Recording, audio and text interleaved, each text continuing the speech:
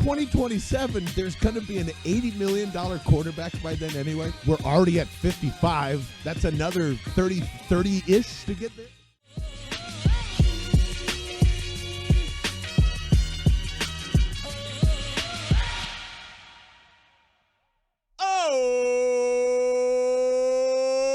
What's going on, Philadelphia? Hello, everybody.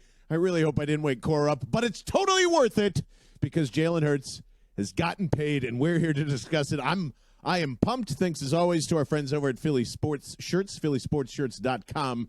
Just like the one that they call A.J. Brown, I, too, am always open. Vince Quinn knows that because he always finds me in the end zone.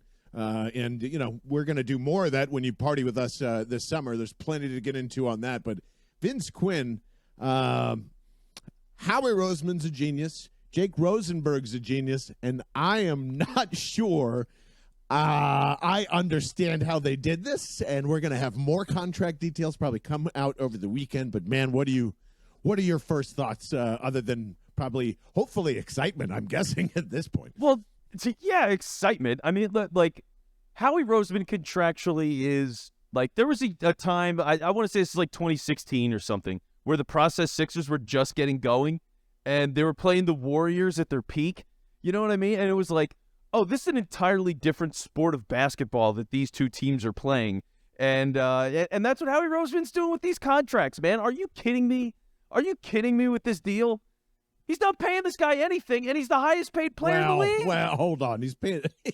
No, he's not. He's paying him. Not paying him shit. He's paying him. He's paying him $180 million guaranteed money, right? I know, but that's the crazy part about it is none of it affects the salary cap. To get it to bend reality in some Doctor Strange kind of way, where we have this multiverse of contract payments and what Jalen Hurts is actually worth, is insane. I don't care. Everybody, like, they clearly leaked these numbers because they were so proud of it. And who knows what the fuck is behind 27 and 28. But I don't care, and it doesn't matter because that's not what this contract is about. It's about the team as it's built right now, what their Super Bowl window is, and it's wide open. Dude, he's averaging $51 million a year. First year, this year, $6 million he's getting paid. That's quite the gap. 13.5, sizable, 21.7. What? This is 3 years in now. This is 2 years of full extension years. He's getting paid $30 million less than the average, John. None of this makes sense. Like, this is magic on levels I've never seen in my life. You know what's crazy is we have talked about this very thing about a year and a half ago.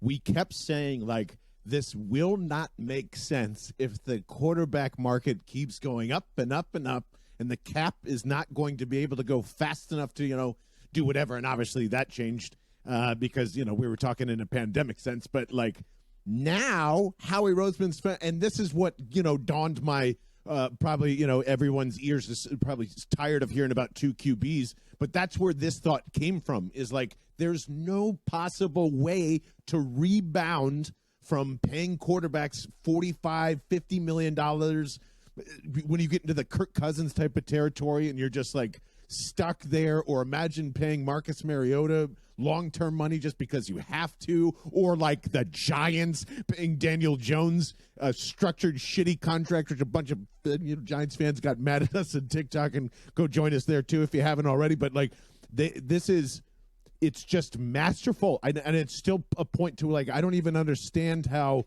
you know, you brought up the voided years a couple of weeks ago. I am guessing that there has to be some structure like this. It looks all avoidable and like healthy gambles pretty much everywhere. There isn't like this awful Tony Romo, Jerry Jones shit bucket waiting for you where it's just like, oh my God, or like Saints hell. It's none of it is going to feel like that. And all of these people that are salivating once the full details come out, it's probably going to look even better. It's probably going to look even better. Like, the agents feel great. And by the way, if you don't have an all-female team, Jalen Hurts is a perfect example as of why, like, we can't communicate. We don't know what the hell is going on. Lamar Jackson, all-female crew, you would have it too. Just throwing it out there. But it's just, this is perfect for its core right now, and everyone is going to mimic whatever the fuck they did in this contract. As you always say, people just take the shit that the Eagles love to do and run with it, especially with Howie. Well, here's another one for them. Well, yeah, and think about this, John. It's one of my favorite comparisons. It's a little Tom Brady-like. It's a little Tom Brady-like, this contract. Tom Brady-like. I'm just saying. I mean, what did Brady do his whole career? One, he took less money than average on anyway. And two, he freed up so much cap space by doing so that they were able to keep all these great teams together and build some of the best rosters you've ever seen in your life. So that's Tampa and New England. So Jalen's getting both. Like, that's what's so crazy when you've got a guy that runs the books the way that the Eagles do with Howie Roseman. He's getting all the money. He's getting the most guaranteed money outside of Deshaun Watson. He's getting paid. Overall, the contract is the most ever at $255. He's also not making shit for the salary cap, and they can do whatever they want. Like, this is what every quarterback should aspire to, and it kind of flips the paradigm. We're like, at first we're looking at this with Lamar Jackson, and it's like, okay, well, he's going to get all the guaranteed money. Everybody's going to sit and wait and see, and then they're going to be pushing the front office to get all of this guaranteed money because that's what Lamar's going to get. Well, that doesn't happen. This deal comes through, and now if I'm a front office, I'm looking at Joe Burrow and going, listen, motherfucker, you see what Jalen Hurts is doing? Do you see how he's pushing this money around? Do you think Joe Burrow wouldn't do the same? Joe Burrow's, of course, going to do the same. He's got his bud Jamar there. He's, like he wants to have T. Higgins around. They're going to do the same thing. They should. The real pressure's on the fucking Ravens right now because do they look bad? This could have been his deal, and I bet you Lamar would have said, "Okay, let's do it." If you just tick that up to $200 million guaranteed, sure. In this structure, absolutely. I get I get guaranteed money every single year. Sure. Whatever it's going to do, hats off to the entire squad of making everybody uncomfortable on everybody's side. Like, oh, Jalen didn't get paid actually. Oh, nope, he's getting paid. But I bet that contract structure's real fucked up. Nope, looks pretty good. Well, it still looks good. We still got to see these last 2 years of what they are. Howie might be the only guy that can actually navigate whatever this contract and he will. is.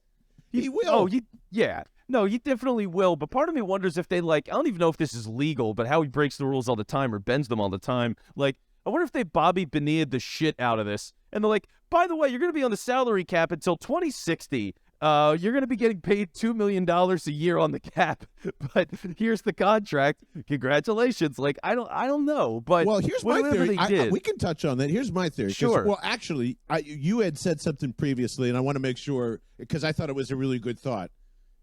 You had said this is so much different than Carson Wentz, and I wanted to know why. Why do you feel this is so much different than Carson Wentz? Yeah, I mean, you got to think about the whole dynamic of what happened when Wentz got that deal, right? Because in a lot of ways, there's similarities here.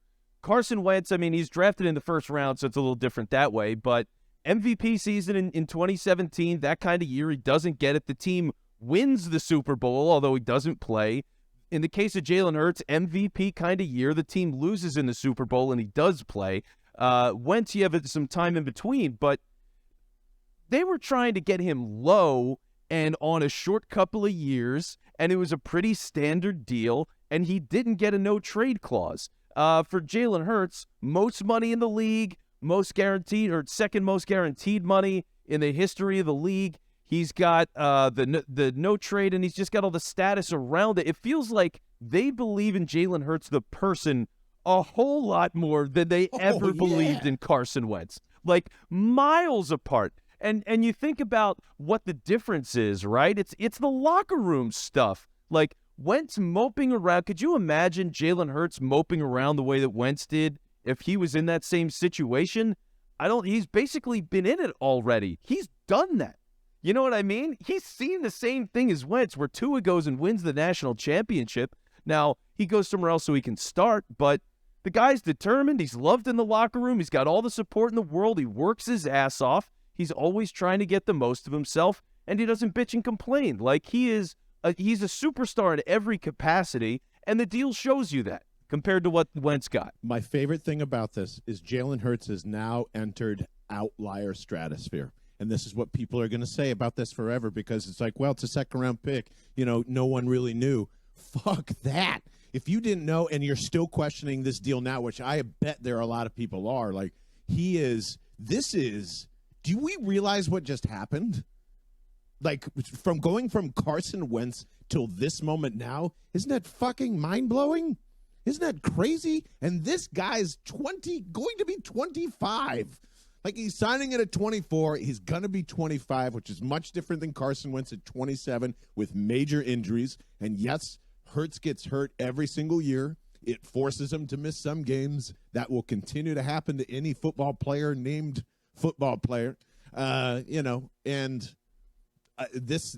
He is not like, he's not a risky person on or off the field, it doesn't seem like. This is a franchise quarterback. Like, I'm getting fired up because we haven't had a franchise quarterback here since Donovan McNabb. Have not. And, like, this means we're going on a fucking successful run every single year, at least for this next 5-year window, which just warms my heart because, can I tell you my theory?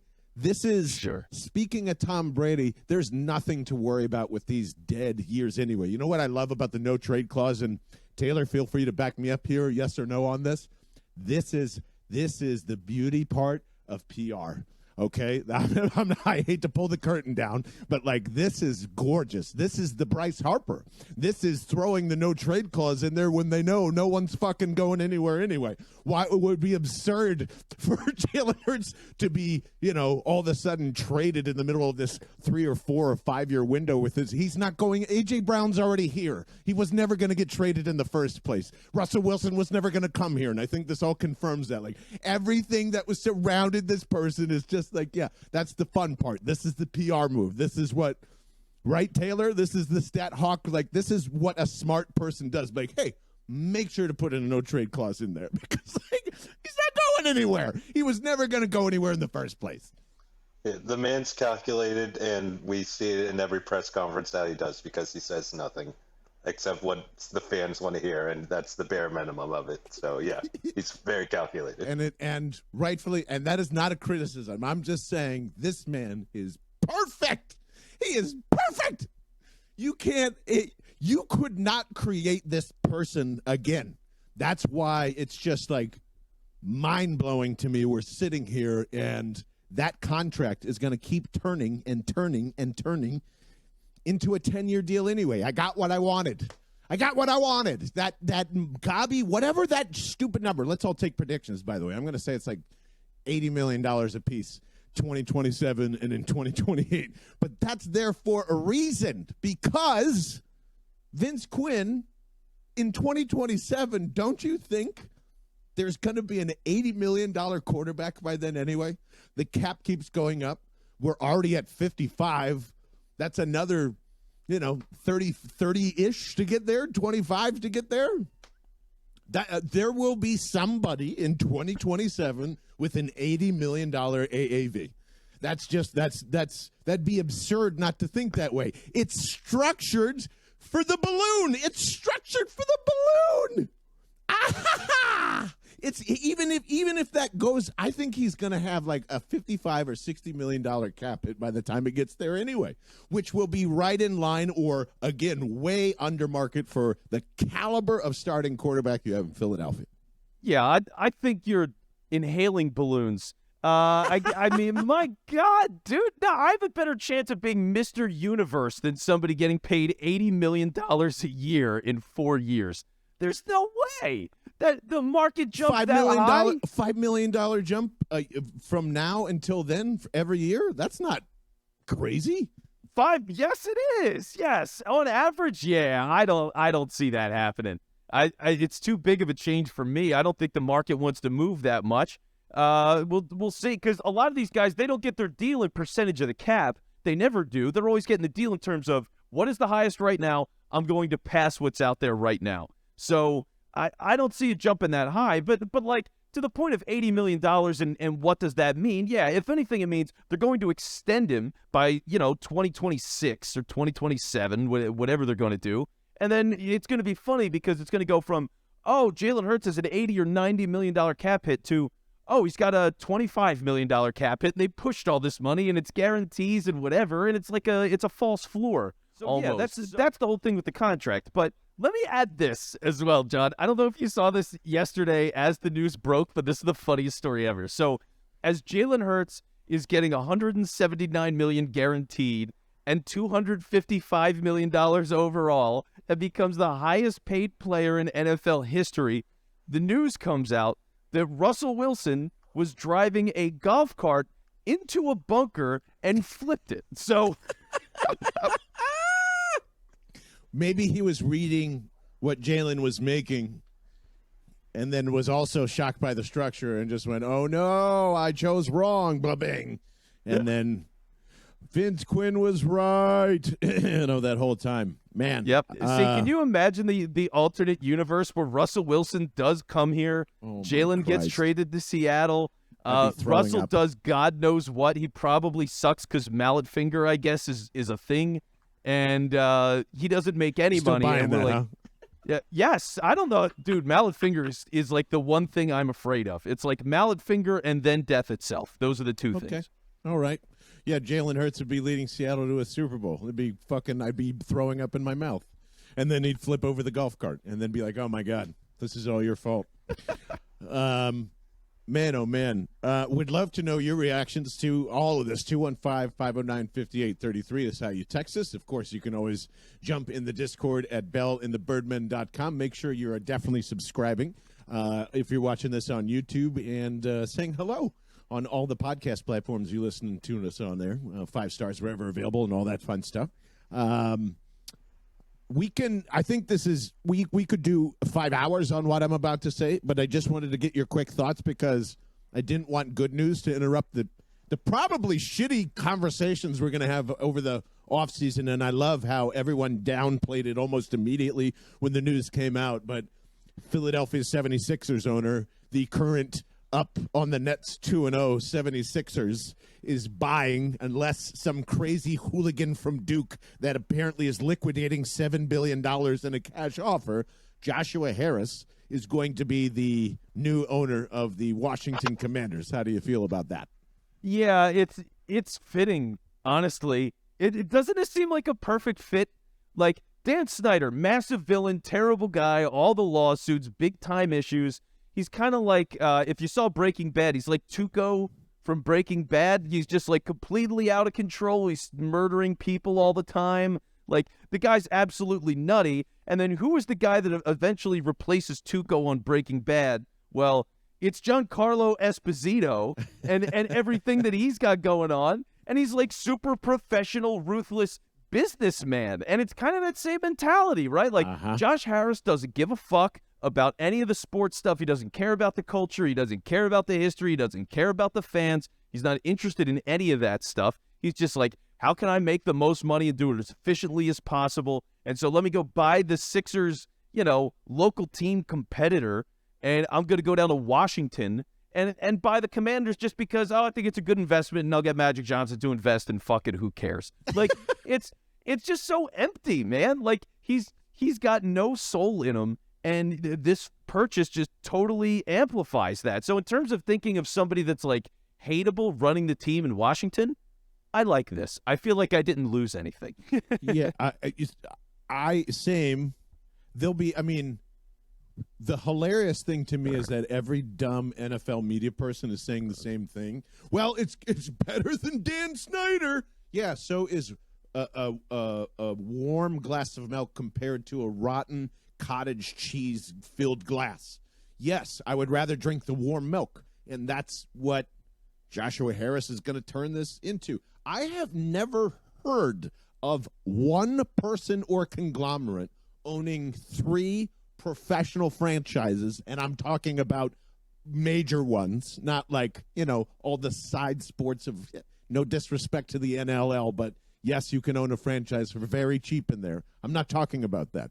Like, there was a point in time where Mark Cuban tried to buy the Cubs when he was the owner of the Dallas Mavericks, and everyone freaked the fuck out and said, how dare we let this guy in? What a scoundrel. Oh, and blah, blah, blah, and sold it to the Ricketts, and they're pieces of shit too. And it's just like, I don't understand. I don't get it. Why is no one questioning this guy? That's all I'm saying. Everybody's sitting here going like, do do do do do do do. Yeah, he can turn Market Street into Times Square. Do do do do do do do. Yeah, he can just have a huge disruption of Chinatown and not mean anything. But do do do do do. The Comcast people can offer him 50%, and that's like he's laughing at it. It's just, and then all of a sudden, the guy that's going to take over for the worst piece of shit, you're going to. What are we doing here? And by the way, as a Sixers fan, they're not getting my money from this. Ever. Not for a T-shirt, not for a hat, it won't do anything. And I'm not suggesting you have to do the same. I'm just like, I am not down with it. It actually rubbed me so wrong. I don't care about the playoffs this year. That's how much it rubbed me wrong. Wow. And I'm a process Sixers guy, and I love all this stuff, but man, I know what's coming anyway. Mediocrity to the T, because if he owns that franchise, he's not going to give a shit about the Sixers because he doesn't give a shit about the Devils. It's just a step up in economics for him to bury his stupid crypto losses and whatever else and fucking have at it. I have no idea what the NFL just left in, but like a snake for another snake and a franchise that we don't have to worry about as fans for a long time, fuck them all. I hate Josh Harris. And I can't believe people are so against saying this all of the time. They should be saying it all the time. This guy's a fucking crazy. I don't know what he's doing, but it doesn't sound like he's doing all the right things. That's all. Well, he's a ruthless hedge fund guy, and he's just the worst direction of where the sport is. So, yeah, I hate all that stuff. It's just like if you're the NFL, you're going to take ruthless business guy who doesn't give a fuck over Dan Snyder, who held the league hostage every single time. So I get why the league, it makes sense. You want to get that guy out of there, and he doesn't deserve to own a team. But like, yeah, man, Harris sucks. All the people like this suck. The trend is brutal, and it just constantly takes the life out of things. Like even that idea of just getting the Sixers and moving them out of South Philly absolutely sucks. It's brutal because like I love that energy down there. You see all these people, you see all the teams, the statues, the whole thing. It's just like, this is Philly. This is a major heart of the city. This is where it all happens. And to be able to have days where like, all right, the Phillies are playing and the Sixers are playing on the same day and everybody's there in the lot and mingling and all that. Like, it's just fun, man. It's part of what makes the city special and the whole sports scene so great. So like, he has no appreciation for that kind of thing. And he's only going to do the same in Washington. I mean, it's just going to be funny because it's like, they'll have people show up there now. For Washington, they're actually going to fill some seats because so many people have never shown up because of Snyder. So they're going to see an instant boom. But, like, ultimately, the whole thing is just, it's empty, dude. It's just empty corporate bullshit. Yeah, and that doesn't bother anybody that, like, the literal owner of a rival franchise in the NFC East is going to stay probably a majority, if not half of his time in the same fucking city. And like, it disrupts the whole, that vibe. Exactly. You can't keep, I don't know. That's probably the old man in me. Taylor, am I wrong in that? Like, I just feel, that's just so fucked up to me. There's never been a situation where an owner of a major sports team is living in the city of the rival of the other sports team that he fucking owns. Am I crazy here? I mean, there's no, like, I don't know, antitrust equivalent laws with any of this stuff, so it's kind of just like the wild, wild west, really. And, I mean, this is what the NFL wants. They just want a guy that's not going to get in the way. Just not get in the way. There you go. Build up the franchise more because it can only be better after Dan Snyder. I mean, you let the casinos in, and I get it, and I knew that was going to make sports weird regardless, even though I have no problems with people doing whatever they want to with that because we do it here. But, man, like, you want a hot take? I'll give you the hot take of the episode. Ooh. The sports bubble is going to fucking pop, and it's going to be ugly. There you go. Sports has a limited shelf life the longer Josh Harris's are in control of it. Because they don't care how it operates in terms of fans. They care how it operates in terms of a cash business. And once that happens, boop, I would rather have your asshole John Middleton's, your asshole Jeffrey Lurie's. I'll throw him in there too. He's a billionaire. He has to be an asshole to somebody. Like, I like him personally. I'm just saying he's got to be an asshole to somebody. whoever it is, your family owned, like the family owned, we owned the franchise. Like we talk about Julian in this way. I would, I joke about it, but the succession, I would rather keep it in the family this way. I would rather keep it in the Glazers. This is fucked up. Like this is too far for me. It will ruin the enjoyment of sports for me because it's catering towards this dopamine, fast action stuff. Yeah, I mean it's less living and breathing this kind of way. Like you want Steve Ballmer, the Clippers guy, who comes in from the roof and is just like, yeah, we're gonna beat the Lakers, and we're gonna, you know what I mean? Like that's fun. I could that guy enjoys winning. He cares about it. He's doing what he can to do it. Other guys are, it's just you're running the business. You want to make sure you're getting enough in terms of the margins. As long as that's happening, that's it. And it just sucks to be thought of that way too. It's like, well, we're putting all this time and energy into it. We're following all the time, and we're buying the shit, and like we're going to the games because we love the team and we want to see the win, and it matters to us. But for them, they don't care, and they're the person at the top. So it's just it's brutal, man. I mean, it's just print, reprint. BellandTheBirdmen.com. Get into the Discord. Would love to hear your thoughts on that. Maybe I'm just like, I am going to be 40 soon, so I feel like I'm getting to that. Shit, I'm going to start saying the same things Bill Simmons is now. It's just kind of like you never think you're going to do that, and then you start getting older. You're like, well, that does make a little sense. so I can. Are we feel doing it. like I a know 2010 redraft coming up? Yeah. Oh, fuck yeah. You better believe it. All right. I'm going to look at that draft class. Texas is always 215-509-5833. I don't want to. We will probably touch on that more because there's a lot to unpack there, as I'm sure more stories will come out. I don't want you to say anything, Vince Quinn, because I'm going to try something new here. I'm going to save it for the next show. I'm going to give you a take with no explanation, and no one can react to it. And that's another thing I want you to get into the Discord. Running backs are useless. It's my final thoughts here. Like, we've reached a point now where I'm not even going to say another QB, but, like, listen, if we're talking about dead-ass contracts of $860-some-thousand, $1 million here, whatever it is, the output of running backs will never, ever equal passing ever. Like, there's not going to be a time where this reverts, but, like, we keep saying running's going to be valuable again. And what I'm saying is the running back position is old, it's dirty, it's shitty, and it needs to change dramatically for it to be in the form of salary cap again. And what am I really saying? I guess it just needs to be a wide receiver, a quarterback, a blocker, something. Because, like, it's going to die, much like kickoffs and, like, probably field goals in the future. Like, I am worried about the running back position full stop, and I want you to think about this. How do we make it great again? Because running is gone forever, and with that, we will talk about that more on the next Bell and the Birdman episode. That is Vince Quinn. Thank you for Taylor Cordatis, as always, chiming in. We'll see you very soon. Make sure you're subscribing. Okay, bye-bye.